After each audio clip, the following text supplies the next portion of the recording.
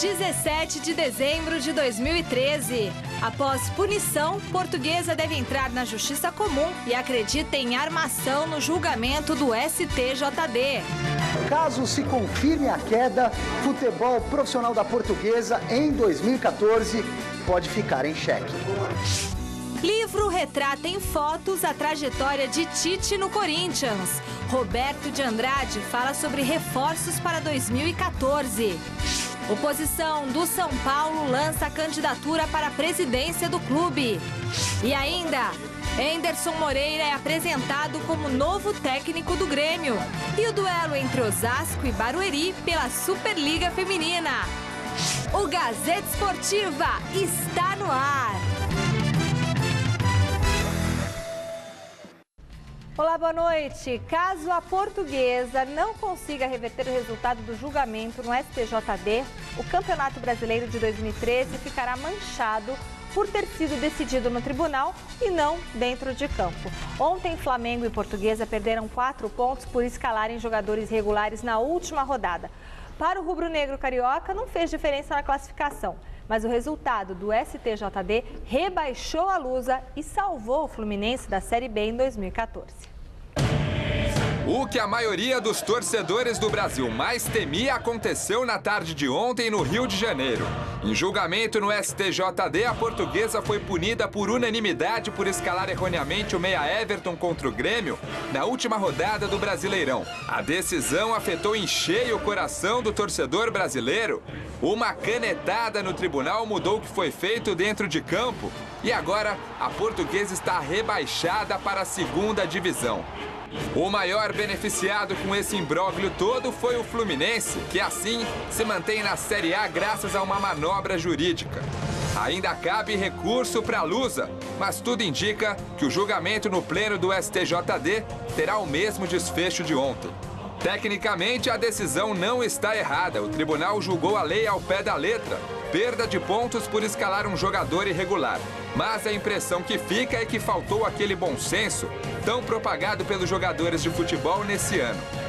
Vale a pena desconsiderar o que foi feito em campo para priorizar uma incorreção jurídica?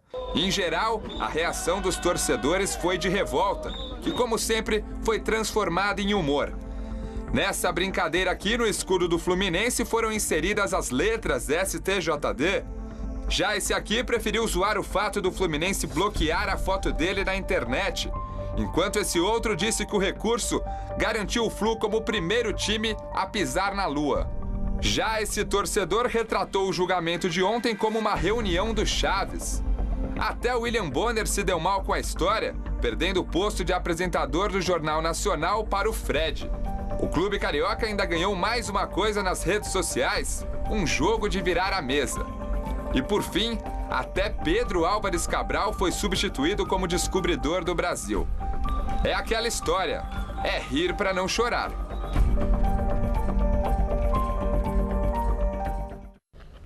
Pois é, e inconformado com a punição imposta do STJD, o presidente da Portuguesa, Manuel da Lupa, reuniu a imprensa e garantiu que vai até as últimas consequências para reverter o rebaixamento e não descartou a possibilidade de uma armação para prejudicar o clube. Veja na reportagem de Alexandre Silvestre.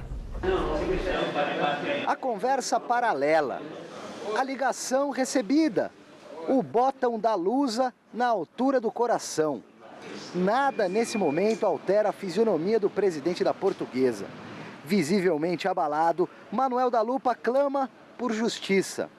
Quase que implora aos 9 julgadores do STJD que irão definir o futuro do clube no dia 27 de dezembro no pleno.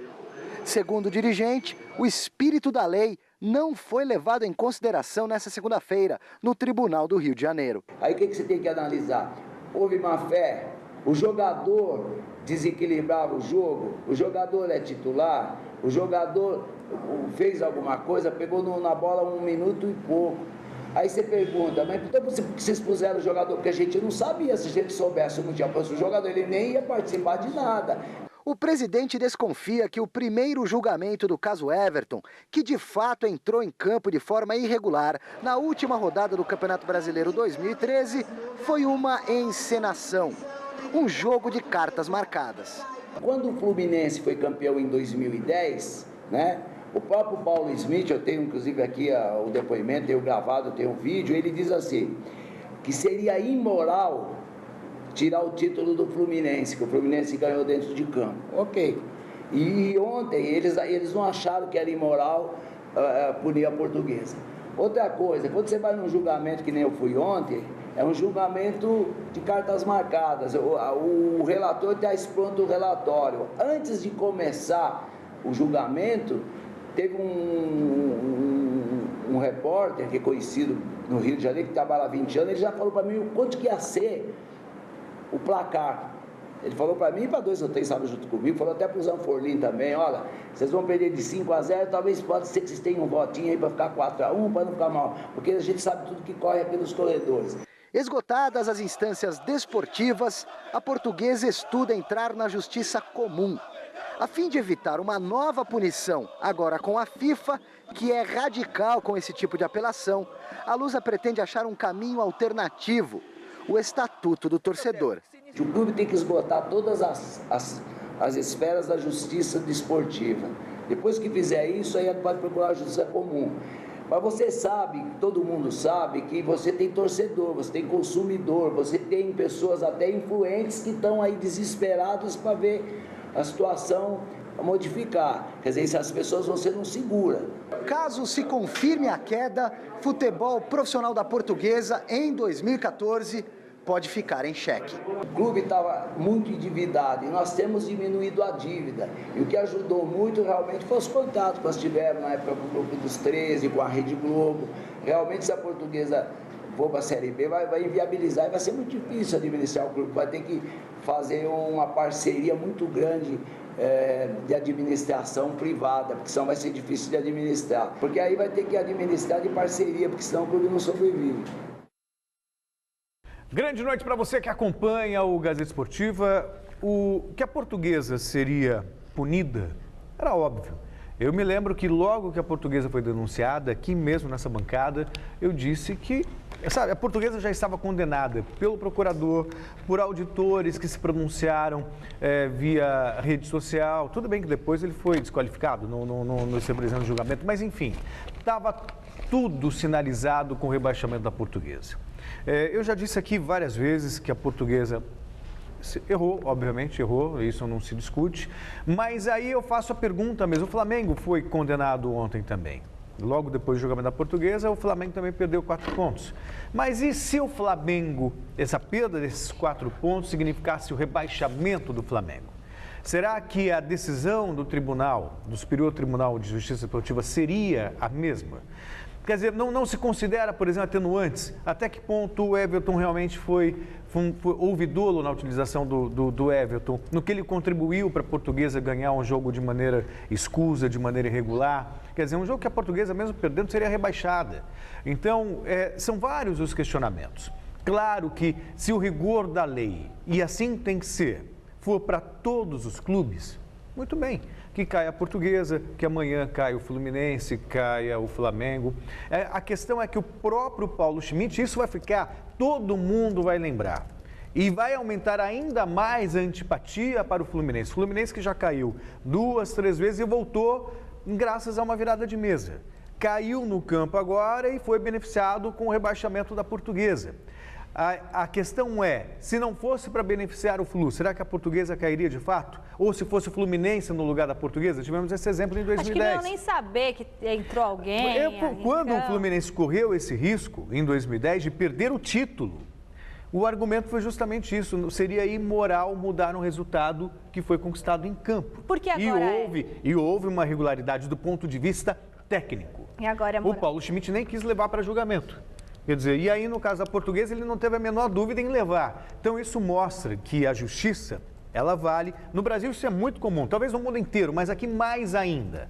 Ela é levada a sério dependendo de quem vai ter que pagar, quem vai ter que arcar com o ônus do dolo. E no caso foi a Portuguesinha, a Modesta, tal. Enfim, não sei se vai dar certo, mas tem que fazer barulho sim. Tem que tentar de todas as maneiras a permanência na primeira divisão do futebol brasileiro. Afinal de contas, se a lei dá brecha para punir e dá brecha para escapar, que tente, né?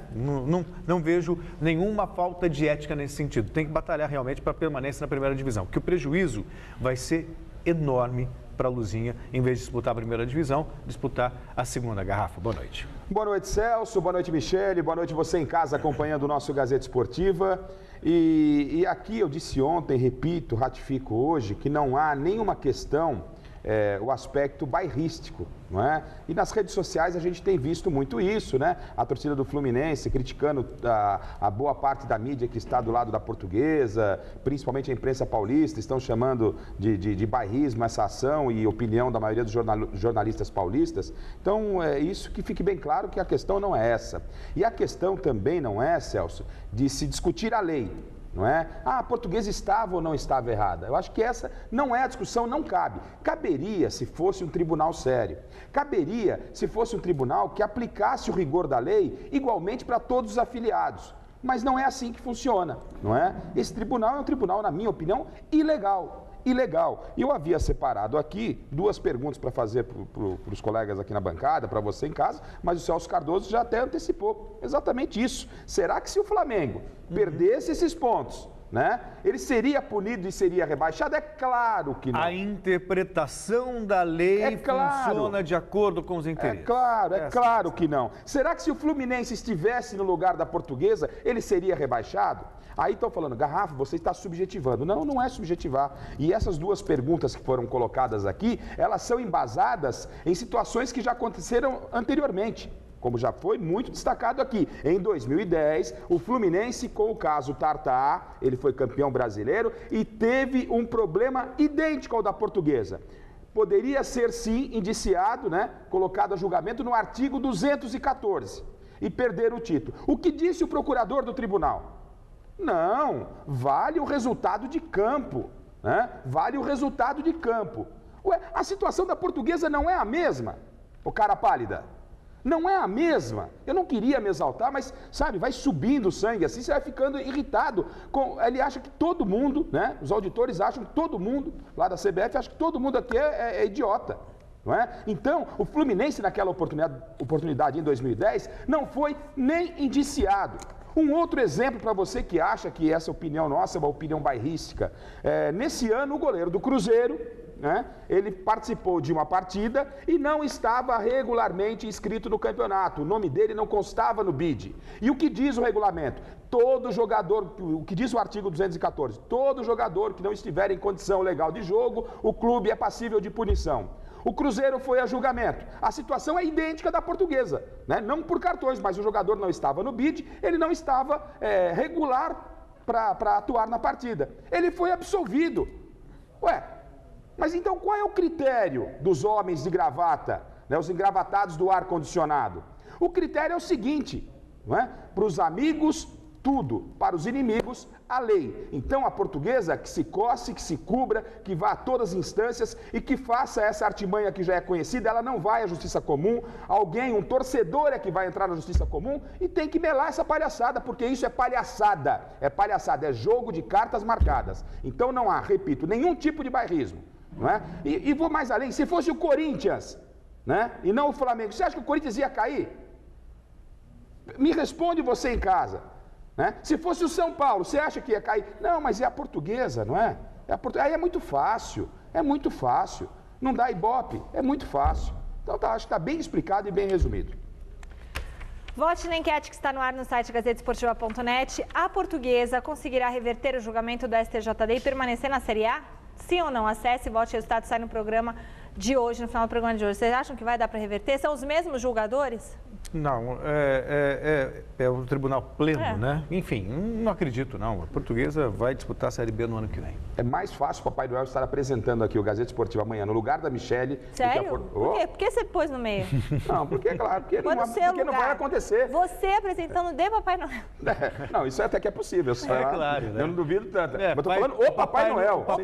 O próprio. Noel encostar no estacionamento, trenozão, chegar, ô Michele, hoje você não faz o Gazeta, eu que faço. É mais fácil isso acontecer, entendeu? Não, sabe por que eu até assustei? Do que a Portuguesa ganhar o recurso. Na hora que eu fui embora daqui, a hora que o elevador veio me buscar, abriu o elevador, tava o Papai Noel. Tá vendo? Tá vendo? Não falei que é mais fácil? Ele veio no Ronivon, Ele já Papai está Noel. de olho na sua cadeira. Eu assustei. Papai Noel já? Bem ao seu estilo, ao estilo dele, né? O ex-presidente do Corinthians traçou uma raiz quadrada para falar da punição da Portuguesa no Brasileirão. Olha, eu acho que, pelo que eu não... Como eu não acredito em tudo que eu leio, que vocês escrevem, e nem o que eu ouço, então eu tenho que fazer uma raiz quadrada disso. Eu só acho que as pessoas têm que procurar qual foi a atitude pós-jogo, que não é normal, nunca foi feito com nenhum time de futebol. Então, é mandar ofício por escrito, que nunca mandaram para ninguém, certas atitudes que foram tomadas, que tinha que ser revisto, mas que foi um erro, foi um erro. Isso mancha o campeonato de alguma forma? Ah, não digo que mancha. Eu acho que a Portuguesa é experiente o suficiente para não ter cometido um erro desse. Deve ter sido algum mal entendido, mas o que eu volto a repetir, as atitudes que as organizações tomaram pós-jogo, que não é normais. E só mais um detalhe importante e interessante, seria muito fácil e muito simples, né, evitar esse tipo de situação. E como? Quem disse isso e com propriedade foi o nosso colega, o jornalista Chico Sá.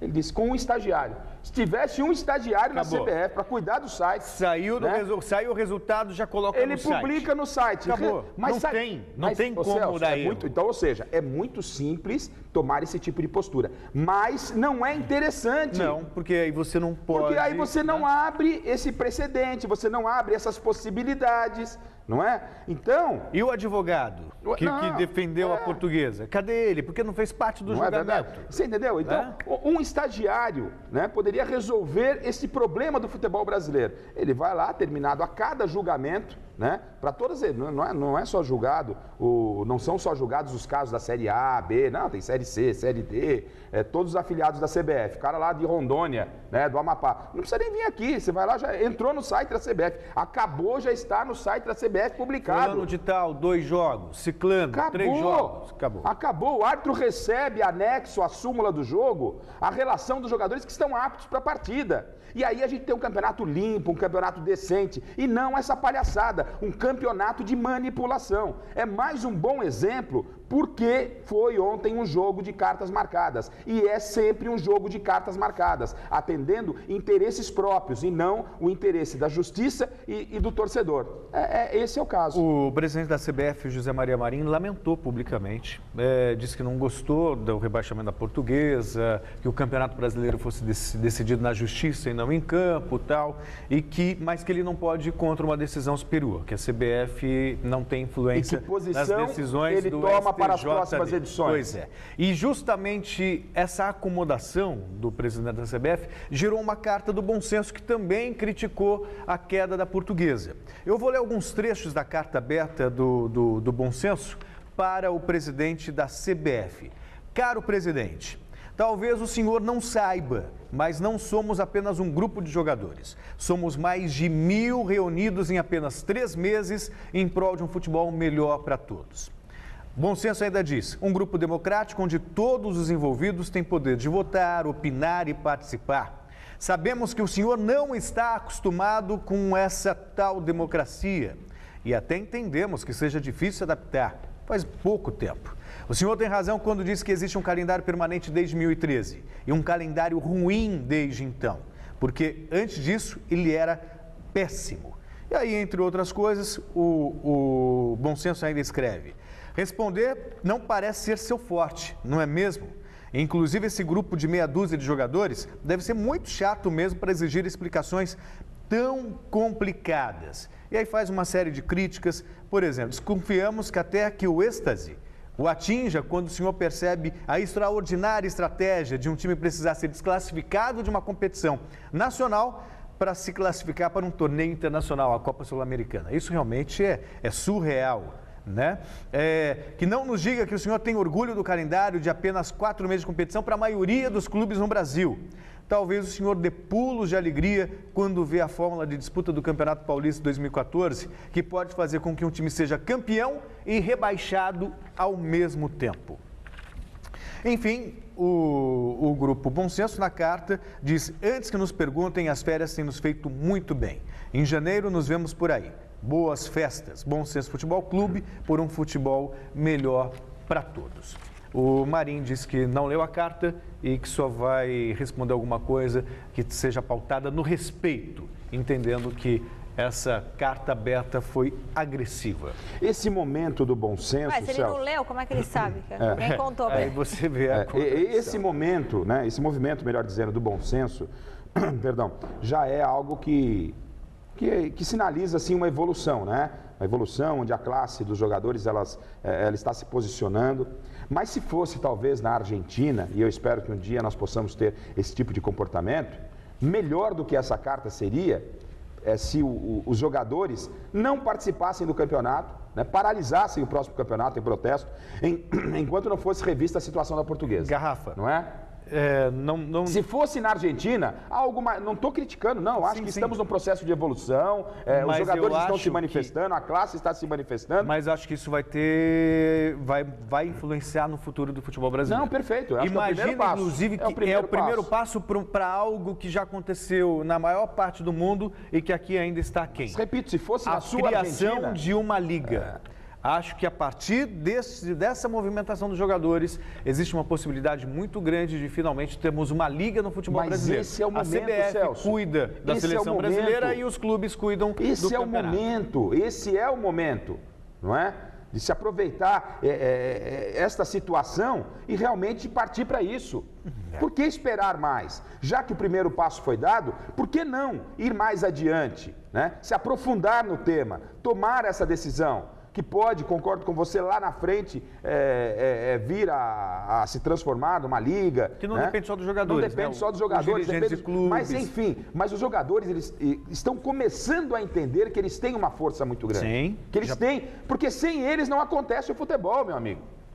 Não é? Sem eles não acontece sinceramente, o futebol. Eu já estava desiludido. Não imaginei que o futebol brasileiro pudesse passar por isso. Sempre vi na classe jogador de futebol uma classe não engajada, sem engajamento e o sindicato omisso. Alienada. Finalmente as coisas estão mudando. Que esse movimento não perca esta oportunidade de colocar as cartas na mesa, né? Separar definitivamente o joio do trigo. Troféu Mesa Redonda. Ontem nós começamos a escalar a nossa seleção do Brasileirão com o goleiro. Hoje é a vez de conhecermos o lateral direito. Lateral direito, Marcos Rocha. Atlético Mineiro, Luiz Ricardo. Portuguesa, Léo Moura. Flamengo. E o vencedor é Luiz Ricardo, da Portuguesa.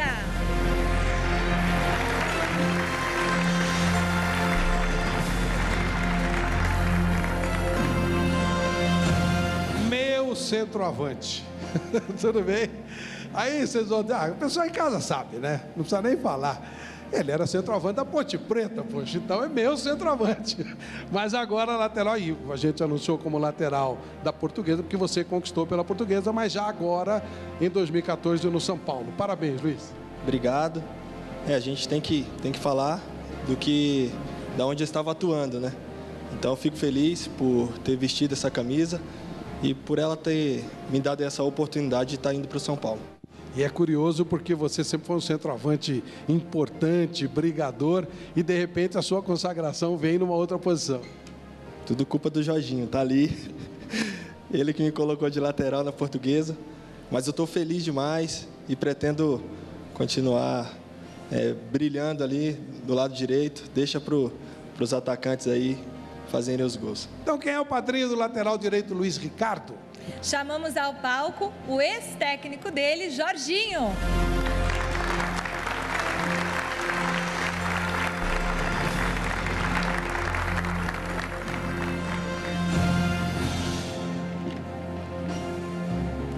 Grande Jorginho, que legal te receber aqui. Isso aqui é uma conversa que a gente precisa esclarecer. Você entrou na conversa dele que ele era lateral, Gozado. O Luiz, quando eu cheguei, rapaz, ele estava para ser liberado pela Portuguesa. De repente, nós tivemos uma conversa séria no vestiário, só eu e ele. Daquele dia em diante, acho que o Luiz colocou na cabeça que ele tinha que ser um grande atleta, não um jogador de futebol. E uma pessoa que me ensinou isso também está aqui, Emerson Leão. A gente tinha que ser atleta e não um jogador de futebol. Ele passou a ser atleta. Então, indiferente da posição que ele jogasse, ele ia se dar bem. Vamos fazer a entrega então, Jorginho, que acreditou no Luiz Ricardo como lateral, de centroavante a lateral premiado com o troféu Mesa Redonda.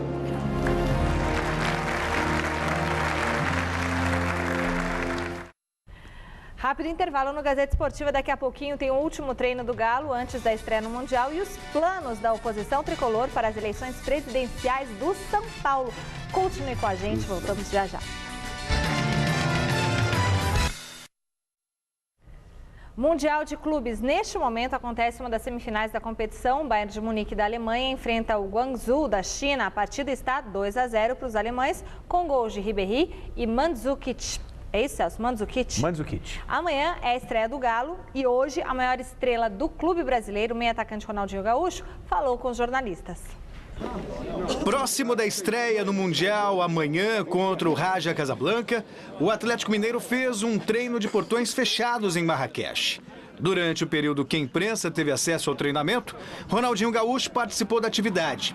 Hoje, o craque concedeu entrevista coletiva e falou do sonho de fazer história no Galo e sobre o próximo adversário do time mineiro. Muito feliz, né, de ter o meu trabalho reconhecido, né, em quase todo lugar que eu passo. Então, né, motivo de muita alegria, ter que agradecer o carinho, né, de todos os marroquinos, onde eu passo aqui, todo mundo me trata com o maior carinho. A motivação é muito grande, né? Eu vim para o Atlético, meu sonho era fazer história no clube. Então vem essa possibilidade de levar o nome do Atlético mais longe ainda. Eu vivo cada coisa no seu momento. Agora é o momento do Galo, foco 100% aqui. Todo mundo só falava no Monte Rei. Então, né, acabou sendo uma surpresa, porque nós conhecemos pouco, né, da outra equipe. Então tivemos a possibilidade de ver esse jogo. É uma equipe forte, muito boa. Bom, a final deve ser mesmo contra o Bahia e o Atlético Mineiro, claro. Se o Atlético Mineiro fizer a parte dele contra o Raja Casablanca. Time por time, o Atlético Mineiro é muito melhor. Muito melhor.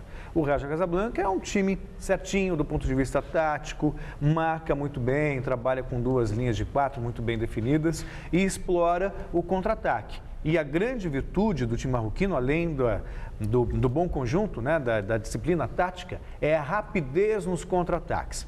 Então, o Atlético Mineiro vai ter que buscar, vai ter que tomar atitude, vai ter que tomar iniciativa, mas também não pode dar muito espaço, porque com 2, 3 toques eles chegam na cara do gol. A lógica da Atlético vai depender do comprometimento, eu digo no sentido de saber que é favorito, mas não entrar com salto alto e administrar essa tensão de estreia. A responsabilidade de fazer a diferença contra um time teoricamente mais fraco. Um time teoricamente mais fraco, mas que joga em casa com o apoio da torcida. O Ronaldinho Gaúcho está participando desse Mundial é quase um milagre. Quando ele se machucou, era dada como certa a ausência dele no Mundial. Se recuperou a tempo e entendo ser ele, Garrafa, o grande pela experiência, por disputar a Copa do Mundo, pela qualidade técnica que tem, a grande estrela e a grande esperança do Atlético Mineiro brigar pelo título. Que convenhamos, vai ser difícil passar pela semifinal, mais difícil ainda superar o Bahia numa final de Mundial de Clubes da FIFA.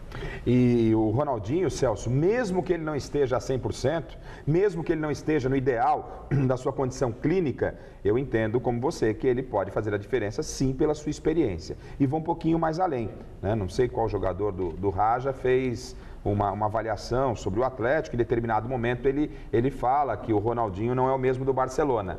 Não cutuque craque com vara curta. Não cutuque craque com vara curta. Não é? O Ronaldinho já bateu no Ronaldinho e ele disse isso. Eu realmente não sou o mesmo do Barcelona, até porque hoje eu sou o Ronaldinho do Atlético Mineiro.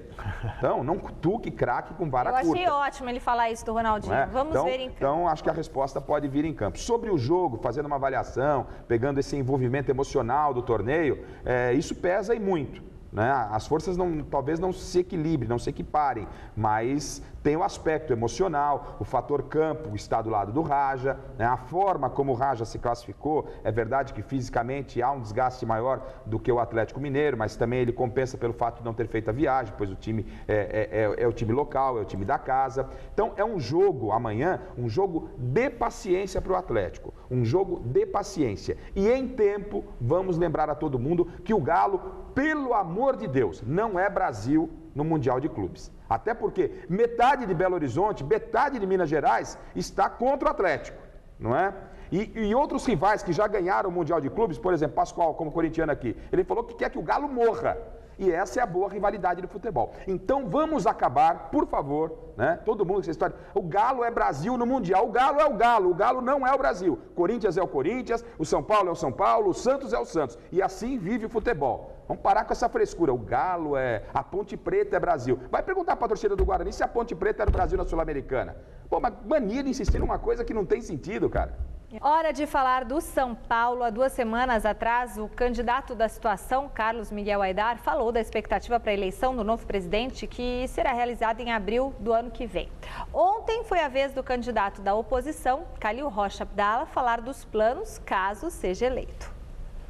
Doutor Calil, o senhor já tem a chapa toda definida? O senhor pode ser o presidente, quem será o vice, o diretor de futebol, o superintendente? É exatamente o contrário, não existe nenhum cargo definido.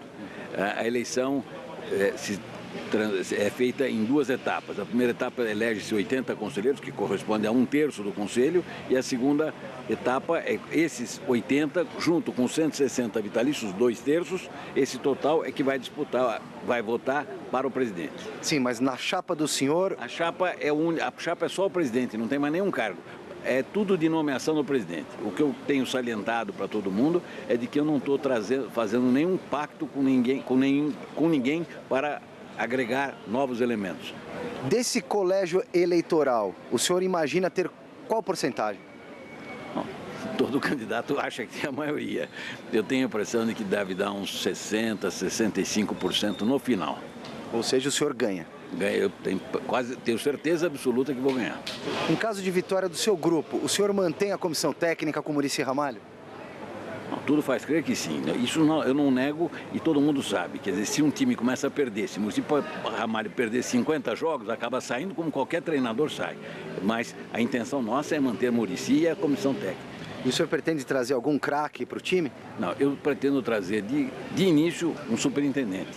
Eu vou trazer uma pessoa que eu já tenho em mente. É o Marco Aurélio? Não, Marco Aurélio seria, se fosse o caso, o diretor. Eu estou trazendo um superintendente profissional, contratado, remunerado, para poder tocar a parte, ser o superintendente do futebol. Que filosofia vocês pretendem aplicar no São Paulo em caso de vitória? O que vai ser diferente?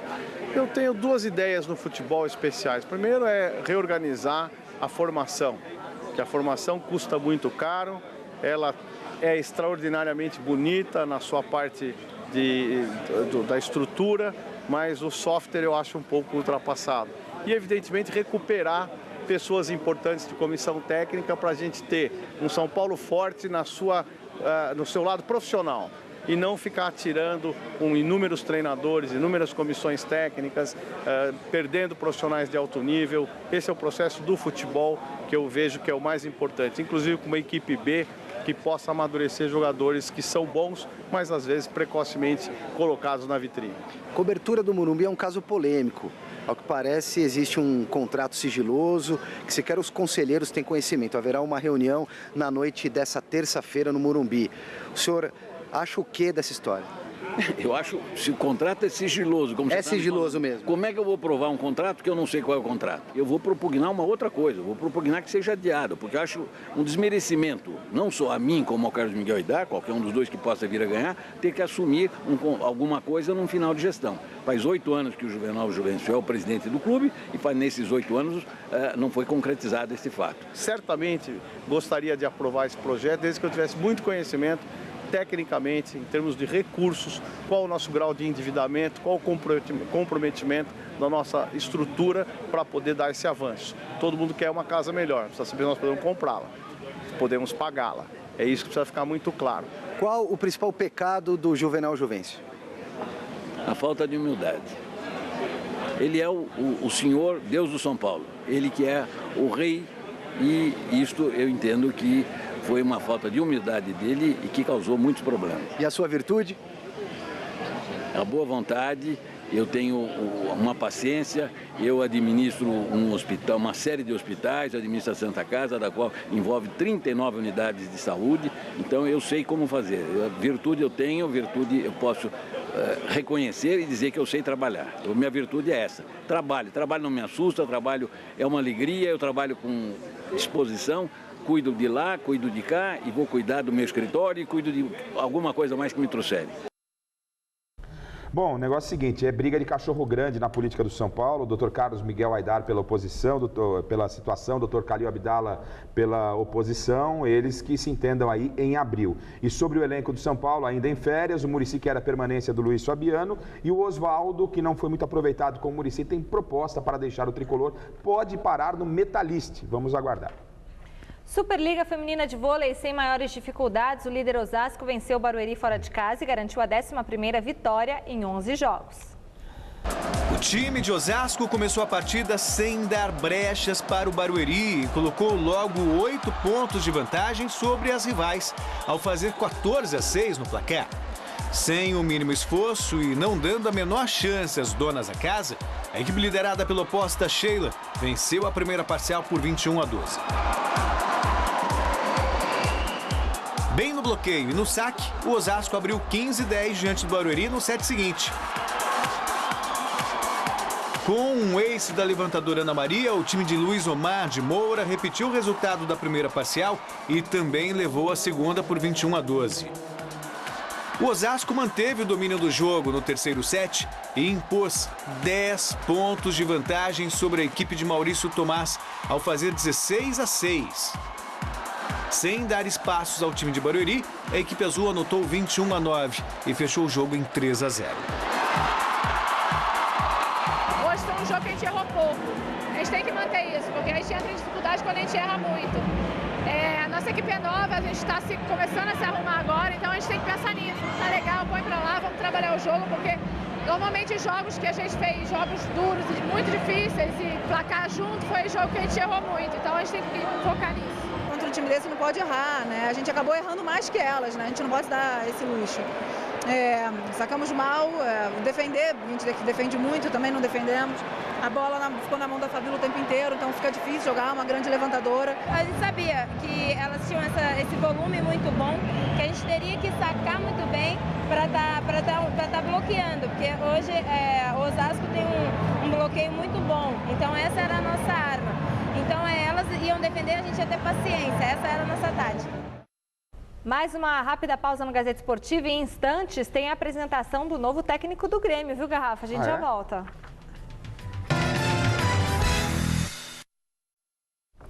Agora vamos falar de futebol gaúcho. O presidente do Grêmio, Fábio Koff, foi rápido. Antes mesmo de ter a negativa de Renato Portaluppi, iniciou as conversas com Enderson Moreira, que estava em fim de contrato com o Goiás. Como o treinador não aceitou a redução salarial proposta pela diretoria, o novo comandante foi apresentado nesta segunda-feira.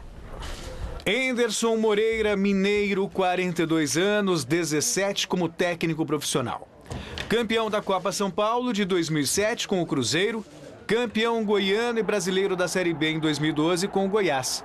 Na última temporada, foi um dos destaques do ano ao colocar a equipe esmeraldina nas semifinais da Copa do Brasil e terminar o Brasileirão na 6ª colocação. Foi esse currículo que credenciou o treinador para assumir o maior desafio da carreira, comandar o Grêmio. É uma grande oportunidade, aquilo que todo treinador que está nessa caminhada, nessa trajetória como eu estou, a gente deseja, né? Uma grande oportunidade num clube que, sinceramente, eu não vejo como grande, e sim como um gigante do futebol brasileiro. Vamos fazer o máximo e o melhor possível para que as conquistas venham e que a gente possa sempre colocar o Grêmio no lugar mais alto de qualquer competição. É importante nesse momento, né? Eu acho que a gente fazer uma avaliação mais criteriosa do elenco, realmente. Mas, sem dúvida nenhuma, uma equipe que conquistou o vice-campeonato, né, brasileiro, chegou entre os 4 da Copa do Brasil, tem todas as condições de poder brigar, sim, por título. E é o que a gente tem no pensamento, de buscar conquista. E a relação de Tite com o Corinthians parece não ter fim. Mesmo depois de deixar o comando da equipe, o ganha-tudo do Timão reencontrou a Fiel no lançamento do livro, que conta, entre tantas outras coisas, as conquistas dentro de campo e na vida pessoal, Garrafa. Veja na reportagem de Adriano Dolfi. Dirigentes, o ex-presidente do Timão e uma quantidade absurda de torcedores no lançamento do livro Obrigado, Tite. 3 anos marcados por títulos, agradecimentos e muita emoção. A história do Tite é uma história linda de ser contada e eu espero ter ficado à altura com o meu trabalho para retratar esses 5 anos de trabalho aqui dentro, esses 3 anos de trabalho aqui dentro. O livro retrata o Tite trabalhador, família, vibrante, homem de fé, em diversas cenas históricas como esta. Tinha uma que o Gavião sempre nos visitava no CT. E tinha onde ele estava posando numa placa de publicidade. Eu disse, eu quero ver se eu consigo chegar perto dele. E eu simulava que eu estava com alguma coisa na mão para dar como comida, e eu sentia que ele olhava e aproximava um pouquinho. E ele tem retratado, eu não imaginava, que ficou muito legal. Ele ficou meio símbolo nosso, né? Eu vi o Tite no canto mexendo com alguma coisa e alguns jogadores na minha frente. Quando eu saio assim um pouco para a direita e vejo que o Gavião está parado em cima de todo o poderoso Timão e o Tite meio longe, e eu assim, Tite mais perto, eu jamais poderia gritar, jamais poderia mexer naquilo, ela tinha que acontecer naturalmente. Eu me desloquei para a direita, ele veio um pouquinho para a esquerda e aí me estende a mão e fica conversando com aquele Gavião que só deu sorte para nós. Tite fez questão também de destacar esta foto, o grupo de trabalho. Está o técnico, mas estão todos os componentes da equipe ali retratados. Está a torcida, está o clube, está a sua diretoria, está os seus atletas, os seus funcionários. Quer dizer, novamente uma demonstração de como uma equipe de trabalho faz vencer. No Memorial do Parque São Jorge, ele matou a saudade do clube. Por enquanto, é impossível desvincular a imagem de Tite com o Corinthians. O Corinthians vai continuar, eu vou continuar, mas eu confesso, eu preciso de um tempo. As coisas elas não são assim, tu não corta vínculos. Eu tenho dificuldade de assistir, agora eu estou falando contigo, eu tenho dificuldade no trato com as pessoas, eu tenho dificuldade. Você ainda se emociona? Eu tenho ainda essa dificuldade. Vai passar algum tempo até reciclar. É normal, natural, mas eu vou estar olhando para outros ares, vou estar com atenção. Mas enquanto fica envolvido com todo esse clima, não tem jeito de desvincular. Está difícil para o técnico Tite esquecer a sua relação de amor com o Corinthians. Mas pelo menos nesse momento, ele prefere destacar a relação com a família, apesar dos inúmeros convites que tem recebido para dirigir outras equipes. Eu vou estar sendo desleal se eu for para algum clube agora. Por isso que te falo antes, porque eu não vou estar...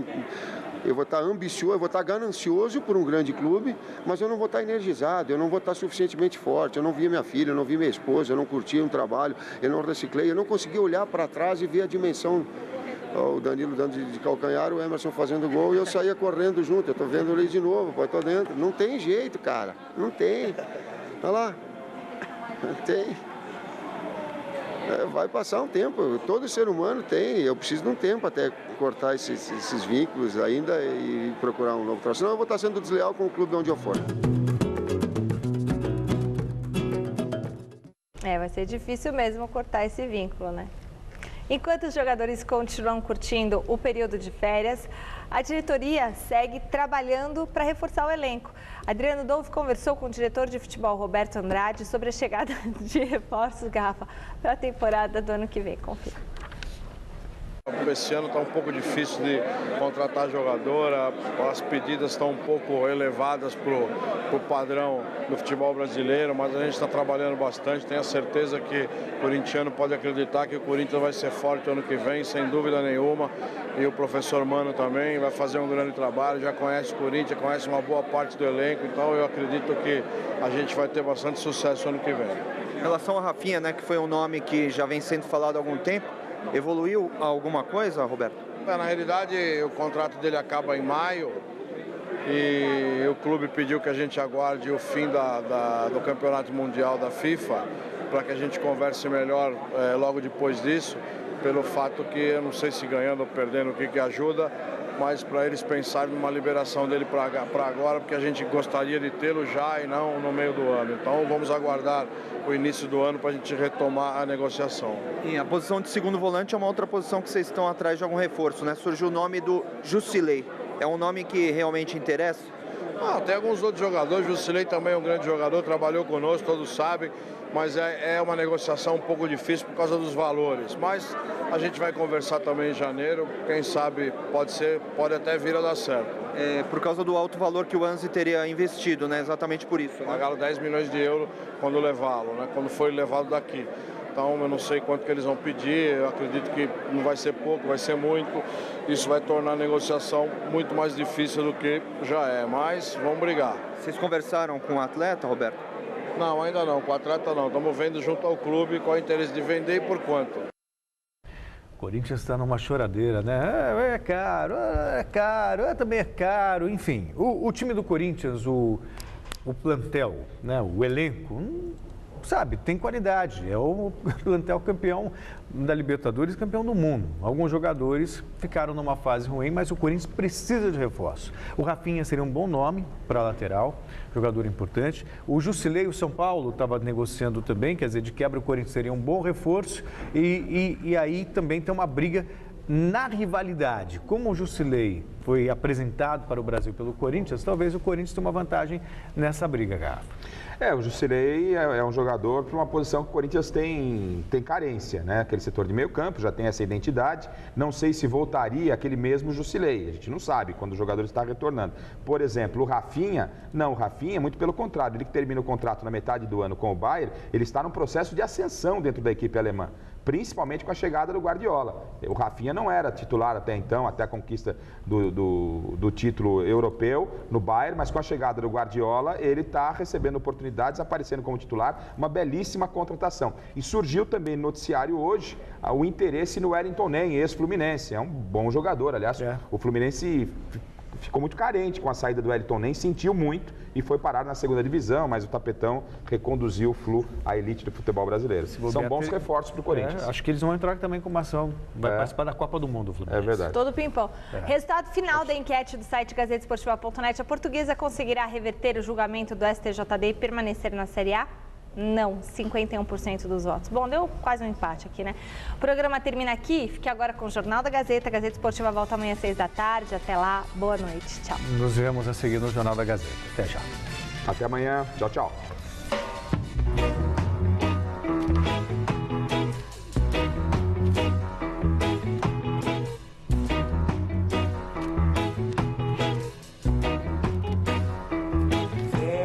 Something happening here which isn't exactly clear. There's a man over there telling me I've got to beware. I want to stop, children. Watch this. Gazeta Esportiva.